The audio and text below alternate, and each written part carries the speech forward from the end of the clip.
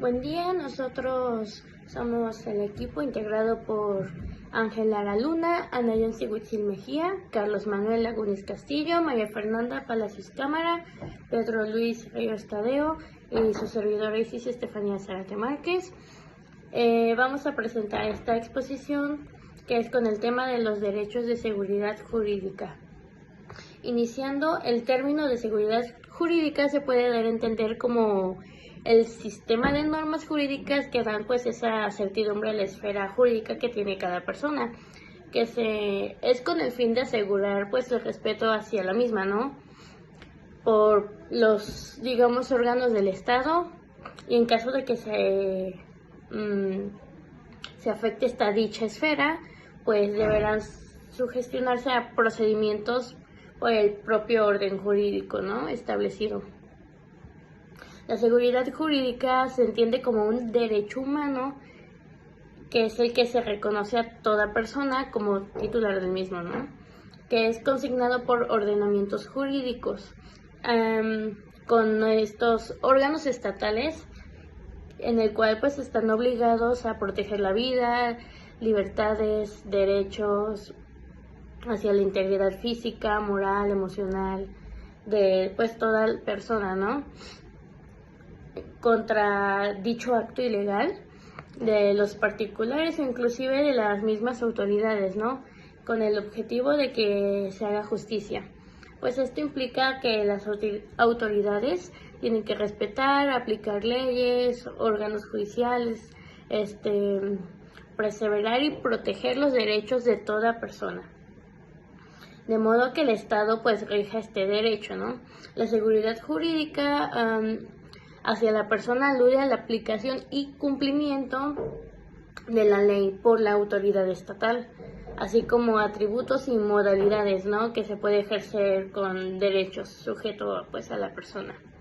Deben estar garantizados por las instituciones pues con el fin de que no sean ofendidos estos derechos, ¿no? Están previstos desde nuestro artículo 14 hasta el 23 de nuestra Constitución. También de ello hablaremos sobre la retroactividad de la ley, de la cual nos habla desde el artículo 14, párrafo primero constitucional, nos establece que a ninguna ley se dará efecto retroactivo en perjuicio de persona alguna. Esto nos quiere decir que por derecho no nos pueden cambiar la ley con la que estamos siendo juzgados por una pasada en la cual nos pueda afectar más nuestra situación jurídica. Mas sin embargo, sí podemos cambiarla por otra en caso de que esta misma nos ayude en nuestra situación jurídica o nos perjudique menos en ella.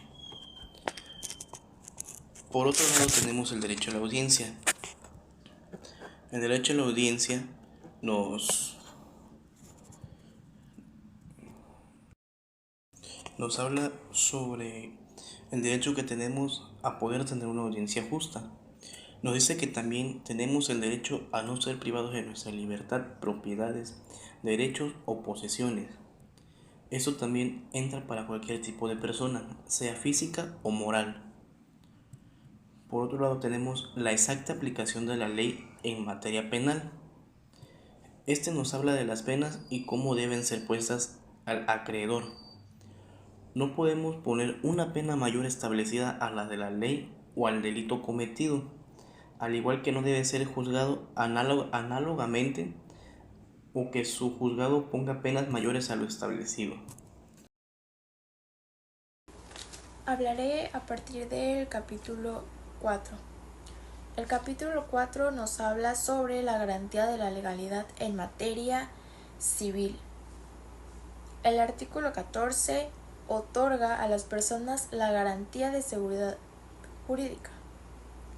Dispone que en los casos de omisión o deficiencia de la ley debe acudirse para resolver la controversia judicial a los principios generales del derecho.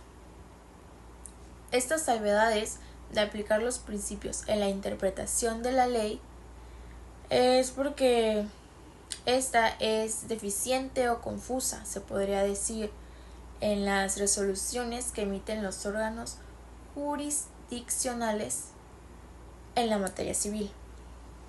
En el capítulo 5 hablamos sobre la prohibición de celebrar tratados internacionales para extracción o extraditar reos políticos.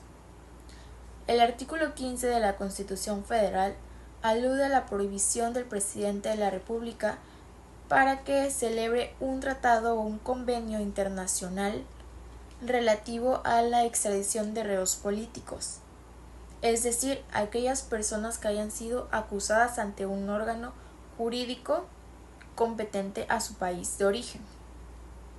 En conclusión, ningún tratado o convenio internacional que llegase a celebrar el Estado mexicano podría tener vigencia cuando se conviniera suspender o cambiar los derechos humanos. El derecho de la legalidad es el capítulo 6. Nos dice que nadie podrá ser molestado en su persona, familia, domicilio, papeles o posesiones. Esta garantía consiste en que todo acto de la autoridad estatal afecta a las personas, ya que debe de realizarse conforme a las disposiciones que son legales. Todas las autoridades estatales solo pueden ejercer facultad y actos permitidos por las leyes. Esto, nos quiere decir que sin ninguna autorización legal por un juez no puede privar de la libertad a una persona. En el capítulo 7 nos habla sobre la garantía de que la orden de aprehensión provenga de la autoridad judicial. El párrafo 3 establece que la autoridad judicial son competentes para librar la orden de aprehensión. No podrá librarse sin que proceda una denuncia o una querella de un hecho que la señale como delito sancionado con pena privativa de libertad y haya datos que confirmen que se ha cometido ese delito o ese hecho.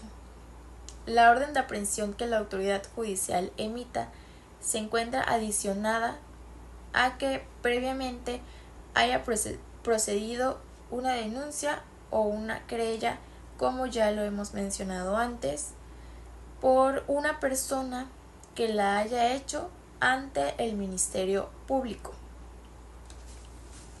En el capítulo 8 nos habla sobre la garantía del inculpado al quedar a disposición del juez competente al ejecutar la orden de aprehensión. Aquí hablamos de que el inculpado debe quedar a disposición del juez y a su estricta responsabilidad. La autoridad facultada para ejecutar la orden judicial de aprehensión decretada por la autoridad judicial será la policía, que está bajo la autoridad del Ministerio Público. No puede ser ninguna otra autoridad. En el capítulo 9 hablamos sobre las excepciones a la orden de aprehensión. Aquí debemos entender que cualquier persona puede detener al indiciado en el momento en el que esté cometiendo el delito o inmediatamente después de haberlo cometido. Y se debe de poner a disposición de la autoridad más cercana que se encuentre. Y solo en casos urgentes, cuando trate de delitos graves, así calificando por la ley y ante el riesgo fundado de que el indiciado podrá ser sustraído a la acción de la justicia, siempre y cuando no se pueda acudir a la autoridad judicial por cualquier razón, ya sea de hora o de lugar que se presente por ahí. El Ministerio Público podrá ordenar su detención, pero bajo su propia responsabilidad. En el capítulo 10 nos habla sobre la prescripción para que se lleve a cabo una orden de cateo. La realización de cateo deberá cumplir con determinados requisitos. Solo la autoridad judicial podrá expedir a solicitud del Ministerio Público, que se expresará el lugar que se ha de inspeccionar, la persona que se haya de detener y los objetos que se buscan en dicho lugar donde se haya cometido el hecho o delito. Sin una orden legal, este procedimiento no puede llevarse a cabo, ya que estaría privando de la libertad a una persona y la autoridad estaría cometiendo un acto ilegal que no está bajo las órdenes de la ley o del juez. Hola, yo soy Carlos Manuel Lagunas Castillo y a mí me tocaron los títulos del 11 al 12 y voy a dar comienzo. El título número 11, de nombre El derecho a la privacidad de las comunicaciones, dicta que las comunicaciones privadas son inviolables. Las leyes sancionarán penalmente cualquier acto que atente contra la libertad y privacidad de las mismas, excepto cuando sean aportadas de forma voluntaria por alguno de los particulares que participen en ellas. El juez valorará el alcance de estas siempre y cuando contenga información relacionada con la comisión de un delito. El título número 12, que es las facultades entre los jueces de control, dicta que los poderes judiciales contarán con jueces de control que resolverán de forma inmediata y por cualquier medio las solicitudes de medidas cautelares, providencias precautorias y técnicas de investigación de la autoridad que requieren control judicial, garantizando los derechos de los indiciados y a las víctimas u ofendidos. Deberá existir un registro fehaciente de todas las comunicaciones entre jueces y Ministerio Público y demás autoridades competentes. El título número 13, las prescripciones a la visita domiciliaria por autoridad administrativa, dicta que la autoridad administrativa podrá practicar visitas domiciliarias únicamente para excepcionarse de que se han cumplido los reglamentos sanitarios de policía y exigir la exhibición de los libros y papeles indispensables para comprobar que se han activado las disposiciones fiscales. Sujetándose en esto y en exigir la exhibición de los libros y papeles indispensables para comprobar que se han sujetándose en estos casos a las leyes respectivas y a las formalidades prescritas para los cateos. En este precepto constitucional citado faculta a las autoridades administrativas para que realicen visitas domiciliarias a una persona, las cuales tendrán por objetivo tanto verificar que se han cumplido los reglamentos sanitarios y de policía y comprobar que se ha cumplido con las obligaciones fiscales. El título número 14, que se llama El derecho a la privacidad del domicilio ante los miembros de las Fuerzas Armadas, dicta en el último párrafo del artículo 16 de la Constitución Federal, consigna textualmente que en tiempos de paz ningún miembro del ejército podrá alojarse en casa particular contra voluntad del dueño, ni imponer prestación alguna. En tiempos de guerra los militares podrían exigir alojamiento, bagajes, alimentos y otras prestaciones en los términos que establezca la ley marcial correspondiente. Esta garantía constitucional confiere a las personas particulares seguridad para que no sean afectadas en su domicilio por miembros de las Fuerzas Armadas, que pudieran exigirles albergue. Si esto ocurriera por algún integrante de dicha corporación militar, incidiría en una conducta que se sancionaría penalmente. El título 15, llamado la prohibición de hacerse justicia por sí mismo, dicta que el primer párrafo del artículo 17 de la Constitución General señala que ninguna persona podrá hacerse justicia por sí misma ni ejercer violencia para reclamar su derecho, con lo que consigna la prohibición para que una persona intente o ejerza alguna acción violenta, haga uso de la fuerza física o otra forma de venganza para que se respeten sus derechos o resuelva cualquier controversia que surgiera frente a otra persona en un grupo de individuos, dada por conflicto de interés o desavenencias producidas por la convivencia social. El título número 16, también llamado la Administración de Justicia Expedita, que viene extraído del segundo párrafo del artículo 17 de la Constitución Mexicana, establece que toda persona tiene derecho a que se le administre justicia por tribunales que estarán expeditos para impartirle en los plazos y términos que fije la ley, emitiendo sus resoluciones de manera pronta, completa e imparcial. Su servicio será gratuito, quedando en consecuencia prohibidas las cuotas judiciales. Ese texto constitucional transcrito se relaciona con el primer párrafo del numeral 17 en comento al otorgar el derecho a toda persona para que pueda acudir a los tribunales establecidos por el Estado para que plantee sus pretensiones sobre una controversia suscitada. con el propósito de que se emita una resolución que resuelva el problema planteado de forma eficaz, completa e imparcial con apego a las disposiciones legales y vigentes, y de este modo se imparta justicia a todas las partes. El título número 17, con el nombre de El derecho a las acciones colectivas, que es extraído del tercer párrafo del artículo 17 de la Constitución Federal, prevé textualmente: el Congreso de la Unión expedirá las leyes que regulen acciones colectivas. Tales leyes determinarán las materias de aplicación, los procedimientos judiciales y los mecanismos de reparación de daño. Los jueces federales conocerán de forma exclusiva sobre estos procedimientos y mecanismos. Este párrafo constitucional fue adicionado con la reforma constitucional publicada en el Diario Oficial de la Federación el 29 de julio de 2010, con el que se ingresa la tutela del Estado mexicano para el ejercicio de los derechos colectivos que se garantiza a través de los tribunales federales, a los que se les otorga competencia exclusiva de los procedimientos, la competencia legislativa y la jurisdicción para las acciones colectivas, que se consigan constitucionalmente, y la restringe a la materia federal, con lo que los obliga a crear los medios de acceso y defensa respecto al cumplimiento de los derechos colectivos, así como la reparación del daño en caso de un incumplimiento o violación de la ley que debe expedir el Congreso de la Unión. Bueno, el título 18, llamado Mecanismos alternativos de solución de controversias, dicta: según el cuarto párrafo del artículo 17 de la Constitución Federal, consigna en su texto que las leyes preverán mecanismos alternativos de solución de controversias. En la materia penal regularán su aplicación, asegurarán la reparación del daño y establecerán los casos en los que se requiera supervisión judicial. La regulación de medios alternativos de solución de controversias de naturaleza jurídica se ha consignado en distintos ordenamientos jurídicos antes de la reforma constitucional del 29 de julio del 2010. Por ejemplo, prácticamente todos los códigos de procedimientos civiles en México, que es prevista como una etapa procesal de audiencia previa y conciliación, también se establece la audiencia de conciliación en la Ley Federal de Protección al Consumidor, con lo que se procura prevenir a los intereses de las partes. Asimismo, la Ley de Protección y Defensa del Usuario de Servicios Financieros señala el mecanismo de conciliación entre las instituciones financieras y los usuarios con el objetivo de proteger los intereses de estos últimos.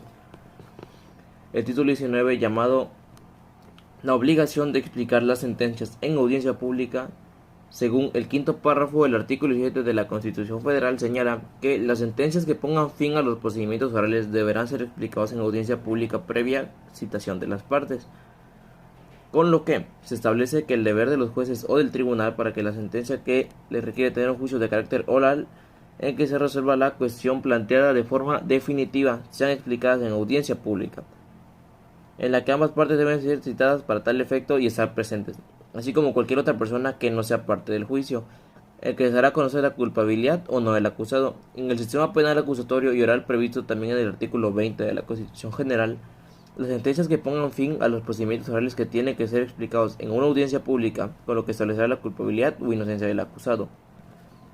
El título 20, llamado La independencia de los tribunales, según el sexto párrafo del artículo 17 de la Constitución Federal, consigna en un texto que las leyes federales y locales establecerán los medios necesarios para que se garantice la independencia de los tribunales y plena ejecución de sus resoluciones.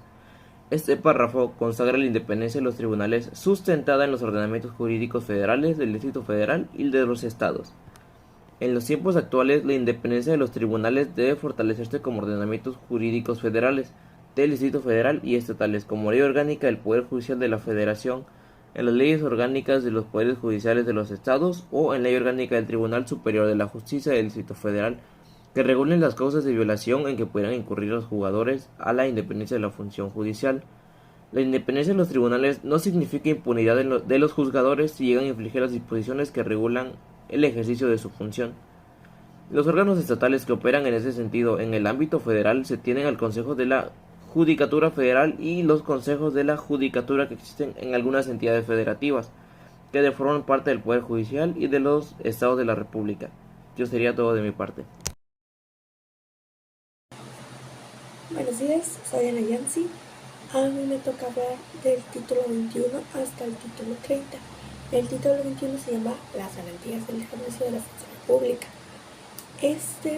Básicamente establece que los gobiernos, el Distrito Federal y lo federal, deben garantizar la defensoría pública en los aspectos fundamentales siguientes, que sería la prestación de La defensoría pública debe ser de calidad para atender a toda persona que solicite su servicio, para que se le asesore, represente o promueva su defensa, ya sea en materia penal, en materia civil, en cualquiera.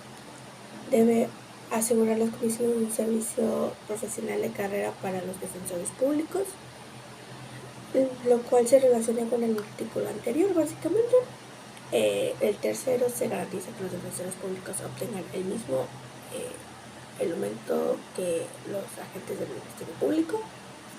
La siguiente, que sería el cuarto, sería la prestación de servicios de la Defensoría Pública deberá proporcionar de forma obligatoria, gratuita y de calidad. El título 22, que es la prohibición por deudas de carácter. Básicamente dice que nadie puede ser aprisionado por deudas de carácter puramente civil o meramente civil. Es decir, las normas jurídicas del orden civil no podrán establecer penas de prisión. Esto aplica en el legislador federal, el local, y no podrán aprobar materias de leyes de materia civil. La prisión preventiva, que es el título 23, básicamente distingue dos clases. La pena privativa de libertad, y la primera distingue dos clases, que es el proceso penal. La primera se denomina prisión preventiva y la segunda es el cumplimiento de la prisión preventiva por el sentenciado.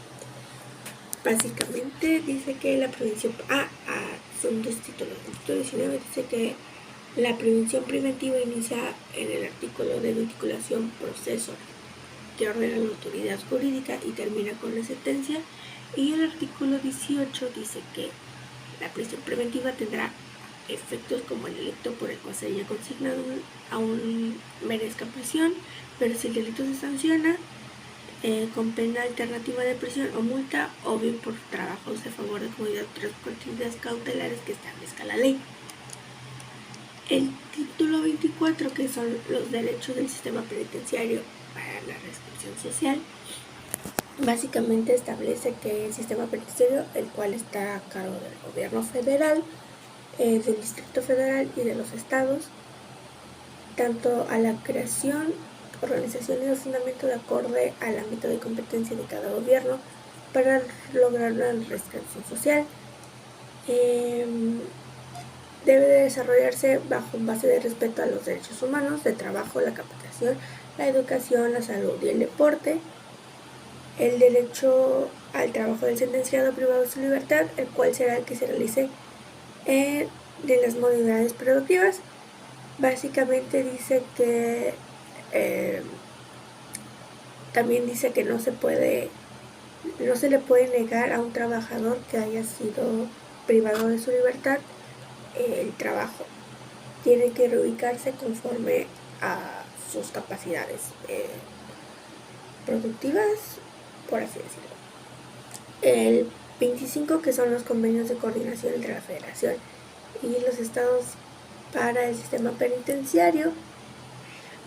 La Federación, el Distrito y los estados, en apego a las respectivas leyes, deberán celebrar convenios de carácter general que se pueda llevar a efecto un intercambio de los procesados y los sentenciados por delitos del ámbito de su pertenencia. Las jurisdicciones diversas donde se establezcan las formas de operación de los entes penitenciarios, las condiciones y condiciones dignas.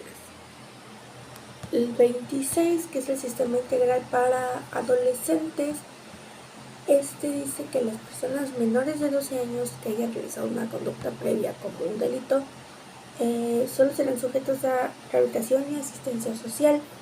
La operación del sistema en cada orden de gobierno estará a cargo de las instituciones, tribunales, autoridades, cesados, impartición de justicia para adolescentes. Lo mismo, en todo el proceso deberá ser la garantía del debido proceso a los menores, así como la independencia de las autoridades que superen la comisión y se pongan las medidas.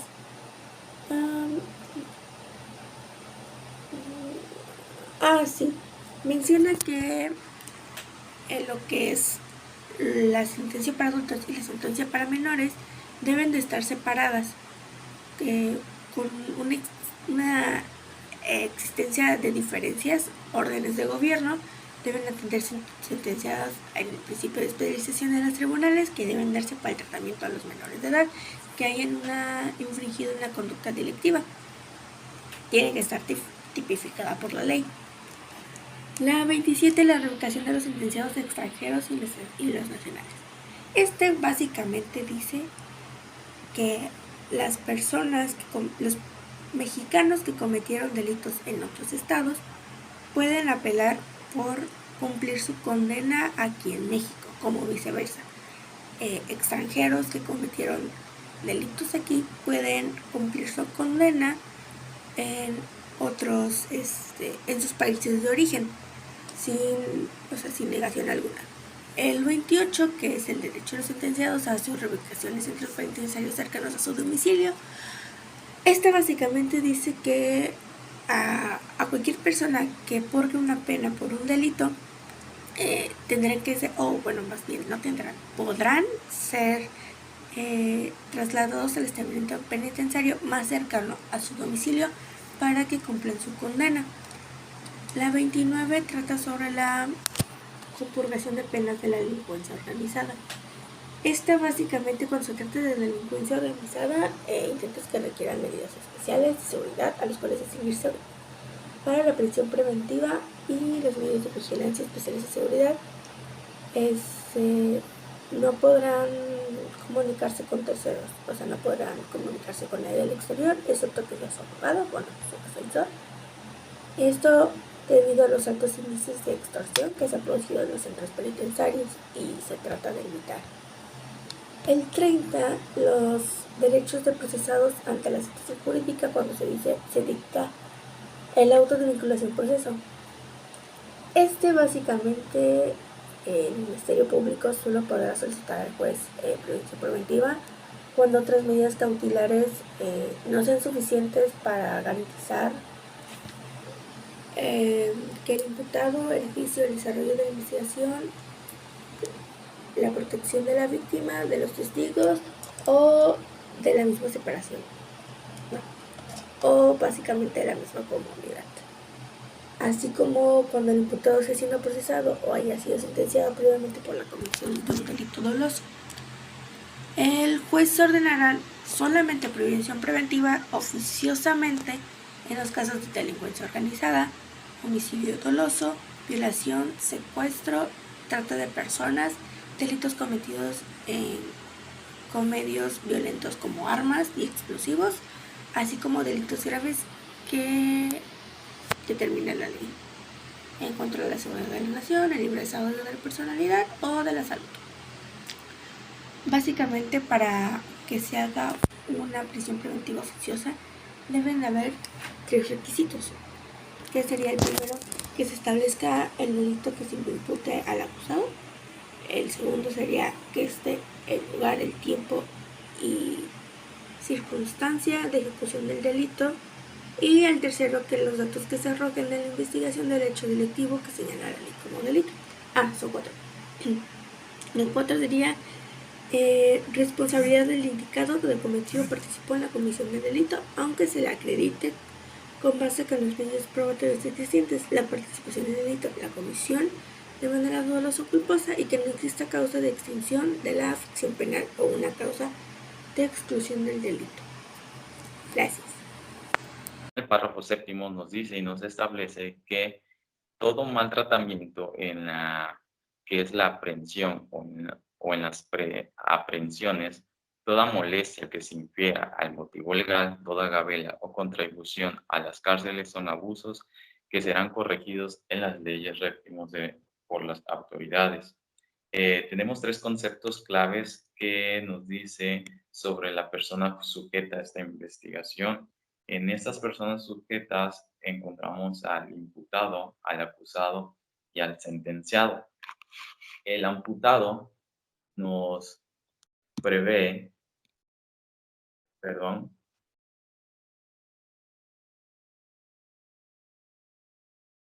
con la que es señalada por el Ministerio Público.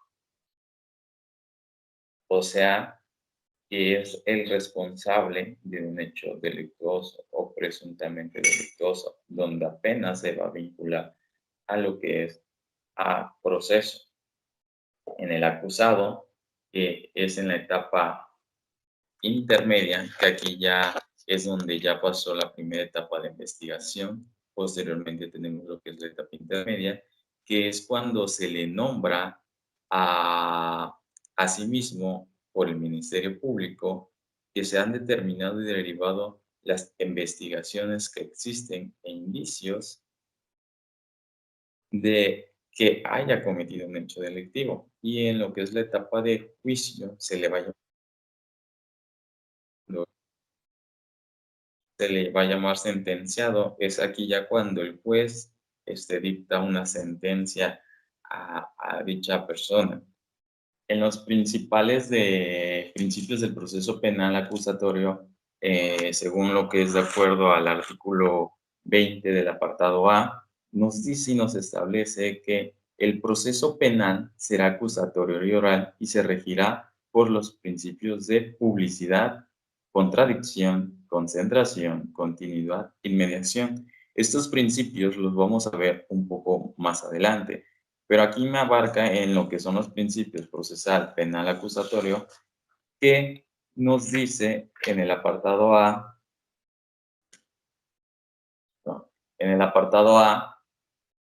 que toda audiencia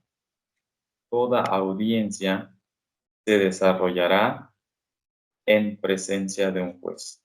No se puede llevar en cualquier audiencia inicial sin presencia de un juez, ya sea intermedia o ya sea de juicio. En la segunda, nos establece para que todos los efectos de sentencia solo se consideran como pruebas aquellas que hayan sido desahogadas en la audiencia de juicio. Solamente principalmente las de audiencia de juicio, las pruebas que fueron desahogadas, medios de prueba, se tomarán en cuenta. En el tercer principio nos dice que por los efectos de la sentencia solo se consideran como prueba aquellas que hayan desahogado en la audiencia de juicio. Entonces, tenemos que el primero es el proceso penal que tendrá por objeto el esclarecimiento de los hechos. En el primer principio es el porqué de los hechos que haya cometido esa persona. En el segundo es que toda audiencia tiene que desarrollarse a través de la presencia de un juez. Y en la tercera es por los efectos que se haya cometido esa persona. En el cuarto principio nos dice que la carga de prueba para demostrar la culpabilidad va a corresponder a la parte acusadora. Entonces, conforme a lo establezca el tipo penal, en el cuarto principio nos está estableciendo lo que es la carga de pruebas que se ofrecieron en esas etapas de investigación, ya sea en la inicial, en la intermedia o la de juicio. En el quinto principio nos dice que se debe demostrar culpabilidad de sí mismo. La culpabilidad se debe demostrar y llevar a cabo de que el acusado imputado sea culpable de sus mismos hechos. En el sexto principio nos dice que ningún juzgador podrá tratar asuntos que estén sujetos al proceso como cualquiera de las partes que se presente de la otra. En el séptimo principio nos dice que una vez iniciado el proceso penal, siempre y cuando exista la imposición del inculpado, se podrá decretar la intervención anticipada de los puestos bajo a las modalidades determinadas durante la ley.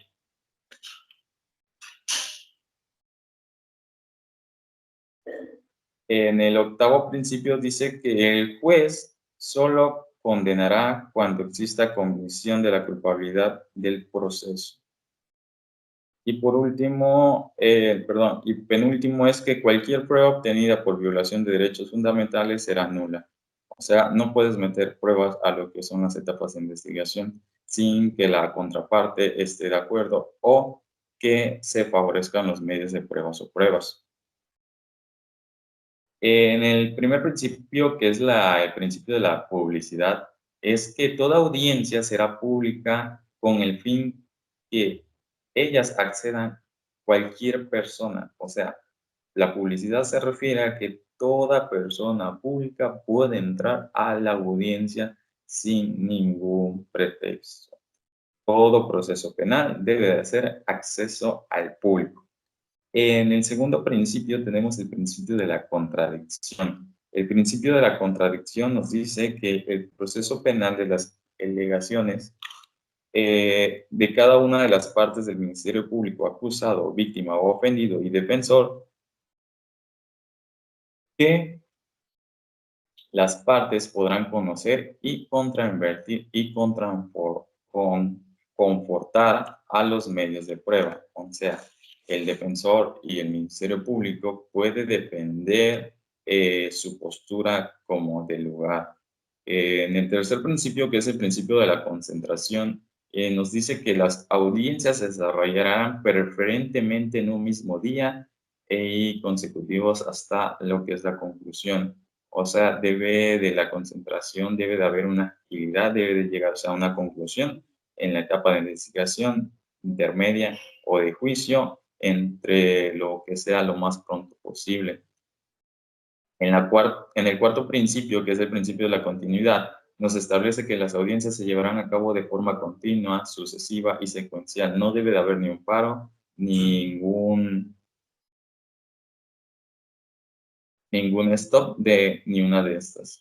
Y por último, el quinto principio, que es la inmediación, que toda audiencia se desarrollará con un integrante de presencia de un órgano jurisdiccional. O sea, toda audiencia debe estar presente un juez de las partes que intervienen de la misma.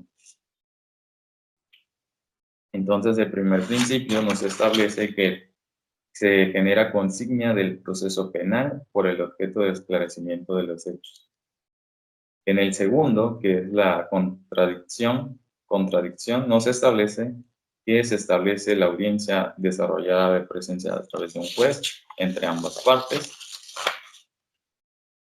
y que tienen como objeto comportar los hechos que se le inculpan al imputado.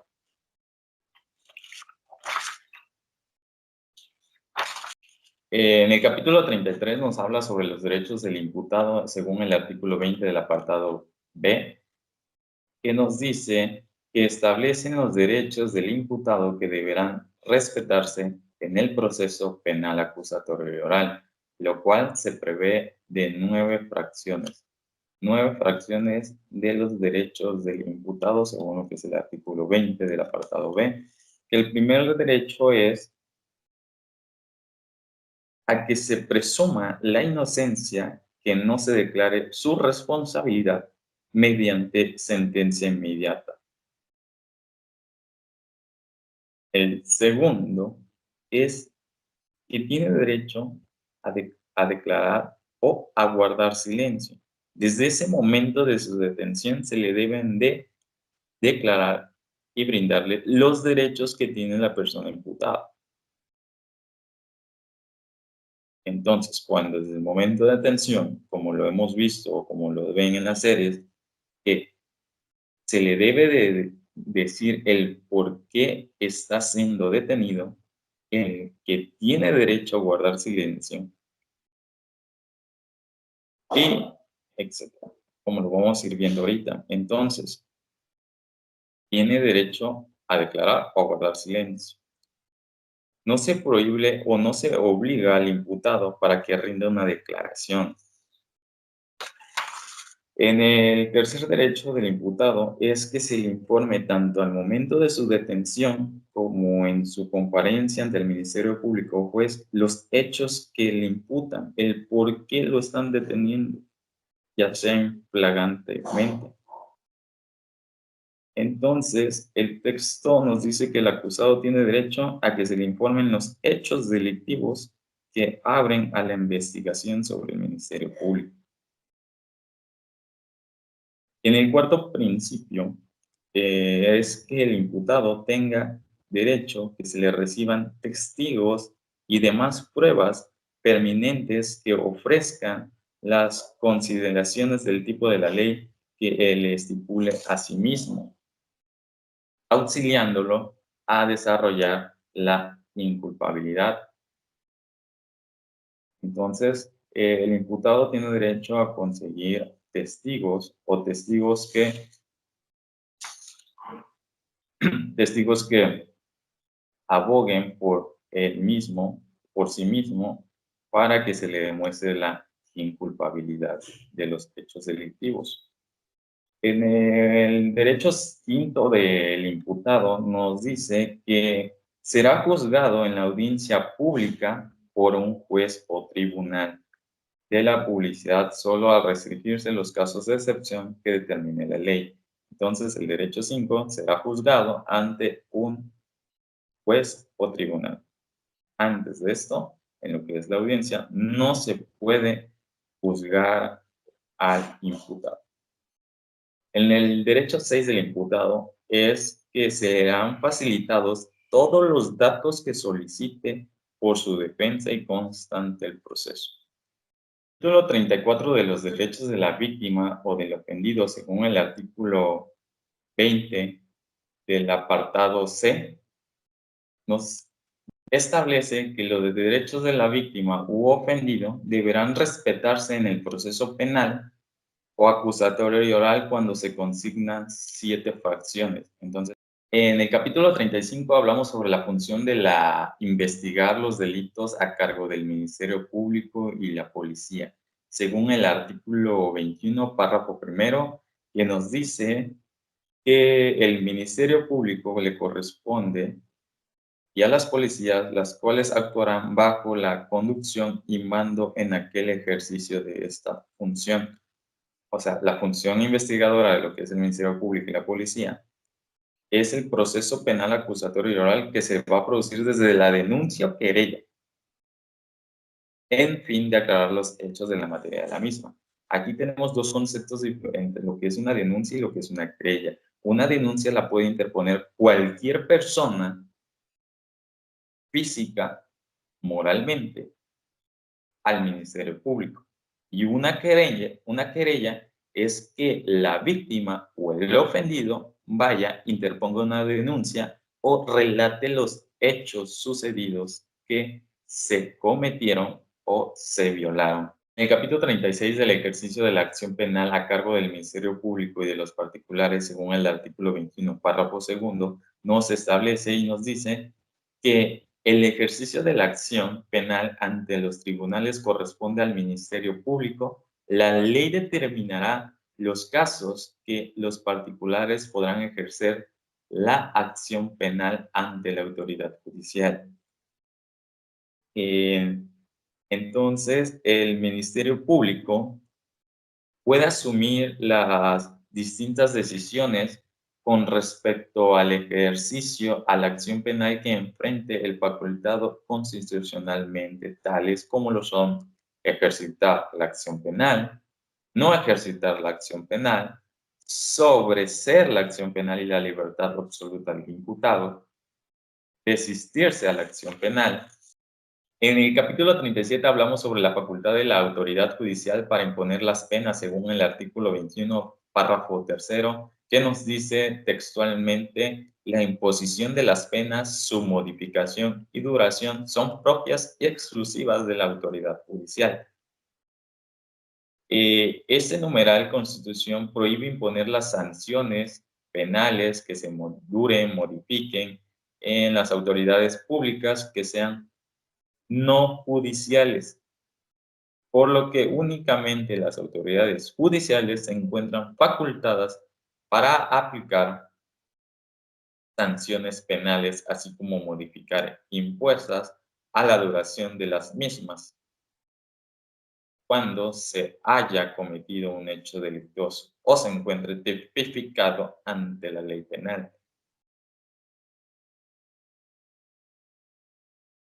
Entonces, por las autoridades judiciales, comprende que los órganos del Estado mexicano, por obvias razones, cuando hablamos de Comisión Nacional de los Derechos Humanos, estamos hablando pues del territorio mexicano, que se integran por el Poder Judicial de la Federación, los procederes judiciales del Estado de la República y lo que es el Distrito Federal.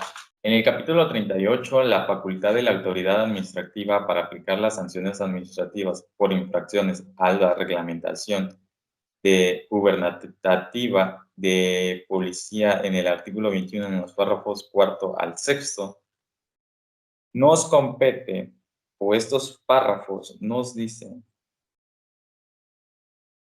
que no se anule a la materia penal, sino que se refieran a las sanciones administrativas que prohíben imponer los órganos de la administración pública de los gobiernos federales o locales a una persona que incurre a las faltas de la no observancia de los reglamentos gubernamentales.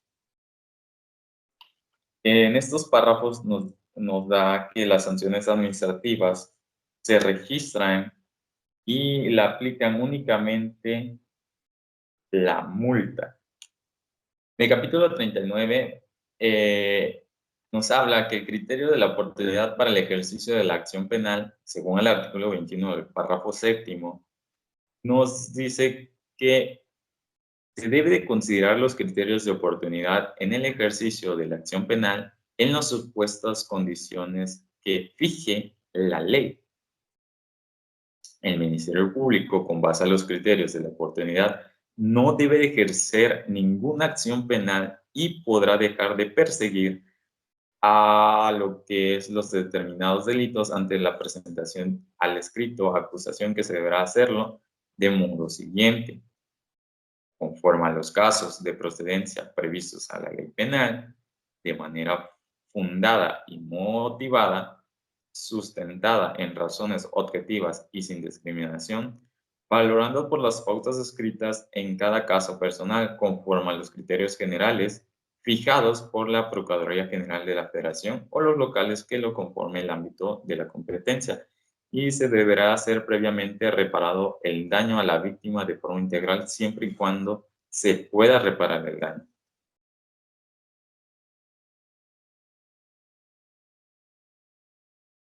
Y ya para finalizar, en el capítulo 40 tenemos el reconocimiento a la competencia de la Corte Penal Internacional según el artículo 21 del párrafo octavo.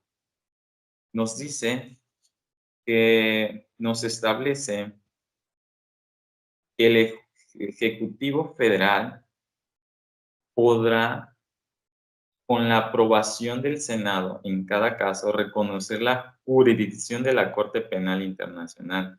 Este párrafo se adicionó al 21 constitucional el 10 de enero del 2006, el cual fue el motivo de la rectificación en el estatus de la reforma que nos establece la Corte Penal Internacional. Y este tratado internacional fue firmado por México en septiembre del año 2000 y aprobado por el Senado de la República el 21 de junio del 2005. En este tratado internacional establece que a través de un procedimiento legislativo que debe satisfacerse para que el Estado mexicano esté en posibilidad de reconocer la jurisdicción del Corte Penal Internacional cuando ésta se solicite. Pues de mi parte, eso sería todo. Seguiremos con los demás capítulos. Capítulo 41. Las competencias coincidentes de la Federación, del Distrito Federal, de los estados y municipios para desempeñar la función de seguridad pública. Artículo 21, párrafo 9 y 10. La seguridad pública pues es una función a cargo de la Federación, del Distrito Federal, de estados y los municipios pues que comprenden la prevención de los delitos.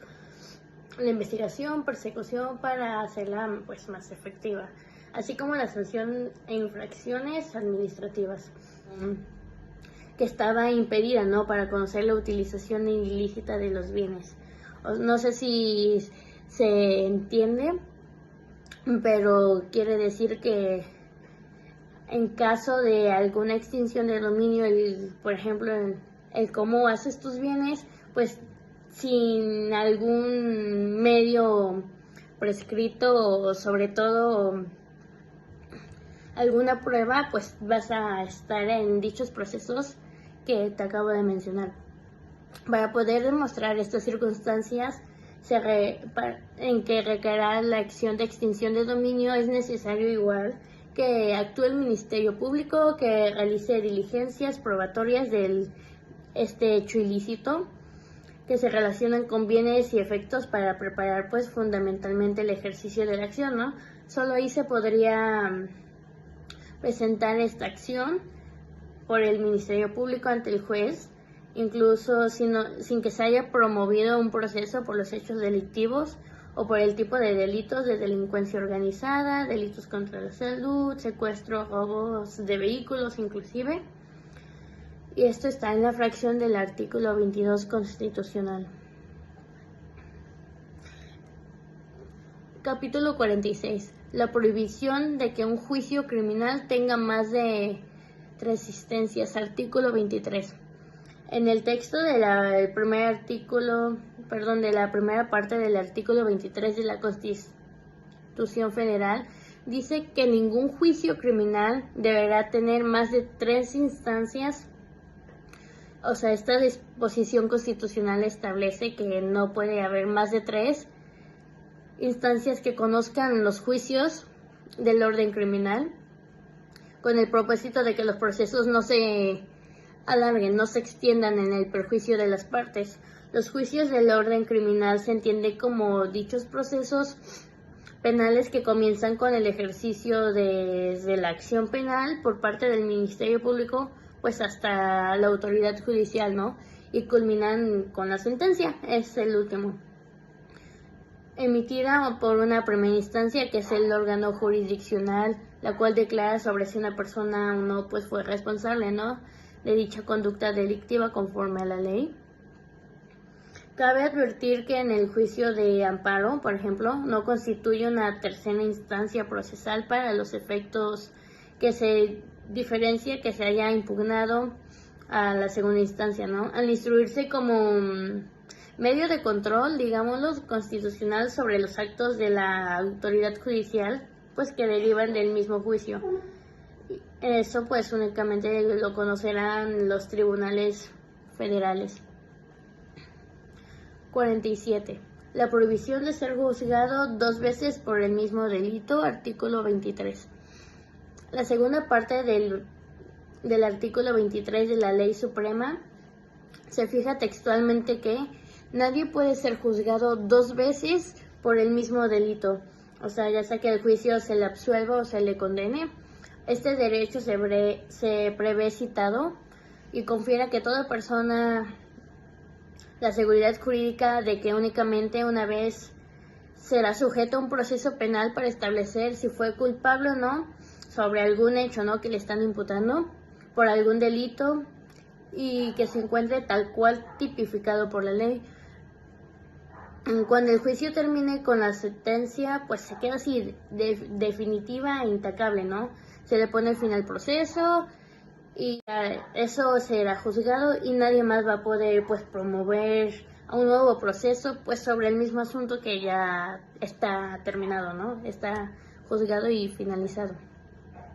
Capítulo 48. La prohibición de la práctica de absolver de la instancia, artículo 23. Pues es la última parte del texto del artículo 23 de la Constitución Federal. Esto establece que queda prohibida la práctica de absolver la instancia. Este párrafo prescribe pues que prohíbe el proceso penal que se siga suspendiendo a través de algún acto judicial que conduzca a que no se dicte una sentencia, que se resuelva alguna controversia que han pues planteado partes sin que se llegue a determinar la culpabilidad o no, o la inocencia pues del procesado, ¿no? O del delito que se está imputando. Por lo que el órgano jurisdiccional pues tiene que conocer este proceso penal que se le sigue a la persona inculpada y debe resolver en definitiva si se acredita probable responsabilidad con base a los medios pues probatorios que se han aportado durante este proceso, o deberán absolverlo por falta de elementos, ¿no? A fin de garantizar al inculpado un juicio de duración pues definida. Esto quiere decir que no se puede estar pausando, tiene que haber todos los elementos necesarios para simple y sencillamente ver si esta persona es culpable o es inocente. Y si faltan elementos o así al inculpado, pues ahí ya el juicio ya no va a tener pues esa duración definida. Ahora sí, ya terminamos los 48 capítulos. Ahora concluyo con que la seguridad jurídica implica la certeza de sus normas y consiguientemente su aplicación.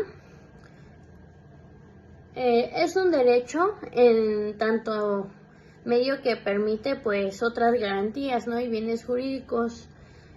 Hago hincapié, recuerdo que el derecho pues regula la convivencia social, permite resolver conflictos, es una ciencia el derecho jurídica.